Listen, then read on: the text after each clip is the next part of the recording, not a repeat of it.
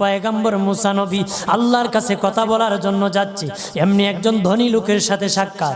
ধনী কয়, মুসা রে, ও মুসা, আমার এত ধন হিসাব রাখতে পারি না, আল্লাহরে জিগাইবানি কি করলে আমার ধন কমবে? মুসা নবী কয়, ঠিক আছে জিগাইব। একজন বৃদ্ধার সাথে, একজন মহিলার সাথে দেখা। মহিলা কয়, মুসা কই যাও, কই যাও রে মুসা? মুসা নবী কয়, তোর পাহাড়ে যাব, আল্লাহর সাথে কথা বল।